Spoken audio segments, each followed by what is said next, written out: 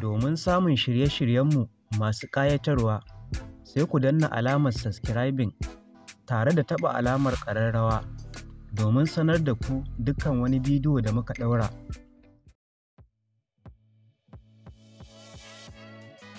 Gwaje-gwajen lafiya da ya kamata a yi kafin aure. Assalamu alaikum wa rahmatullahi ta'ala wa barakatuh. Barkanmu da warhaka. Barkanmu da sake saduwa da ku a wannan sabon bidiyo. Da fatan kuna jin daɗin kasancewa da mu a koda yaushe.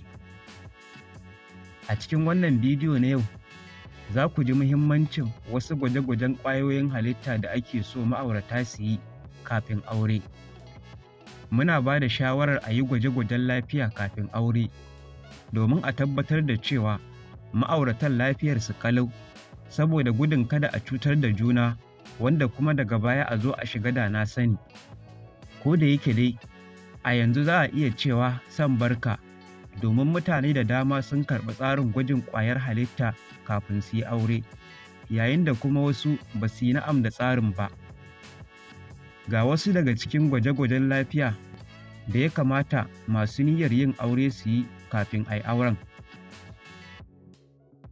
Na farko, gwajin cututtuka masu yaɗuwa ta hanyar jima'i kamar su HIV/AIDS, cutar ƙanjamau kenan, wanda shi wajibi ne. Idan an ankara da waɗannan yana da kyau sosai. Viral hepatitis, gonorrhea, syphilis da sauransu. Na biyu, gwajin cutar sikila wato amosanin jini.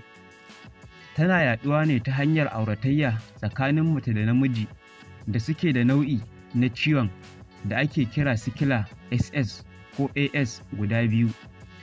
Domin ƙarin bayani, za ku iya duba bidiyonmu na baya da muka yi bayani dalla-dalla a kan sikila.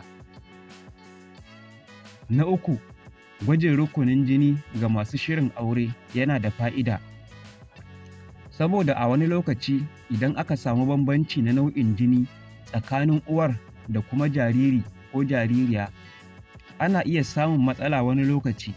Yara su zo da ciwon nan da ake kira jaundice, wato matsananciyar cutar shawara, wanda idan an haihu za a ga idon yaron ya yi kamar rawaya, sannan kuma jikinsa ma ya sauya launi ya zama rawaya, saboda jikinsa yana farfashewa. Haka kuma bincike ya nuna cewa macen da ke ƙarƙashin dangin jini na negative, idan ta auri wanda ke ƙarƙashin positive, tana iya fuskantar hatsarin yawan zubewar ciki ko mutuwar ɗan da ke cikin mahaifa. Gudanar da irin wannan gwajin na da muhimmanci sosai. Na huɗu, gwajin wasu cututtuka waɗanda za su iya kai ga rabuwar aure bayan aure tsakanin miji da mata, kamar cututtukan da ke iya jawo rashin haihuwa da kuturta da wasu nau'o'in cutar daji masu hatsari da cutar ƙoda. Na biyar, gwajin lafiyar ƙwaƙwalwa. Wannan gwaji ne mai matuƙar muhimmanci ga masu niyyar yin aure domin kaucewa ga matsala.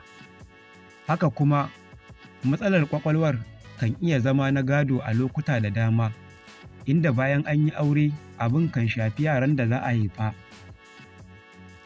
Na shida, sai kuma gwajin juna biyu. Duk da dai wannan baya ɗaya daga cikin abu mai muhimmanci a wajen Turawa, a nan Afirka musamman Najeriya yana da matuƙar amfani domin fita daga zarge-zarge da cece-kuce bayan yin aure.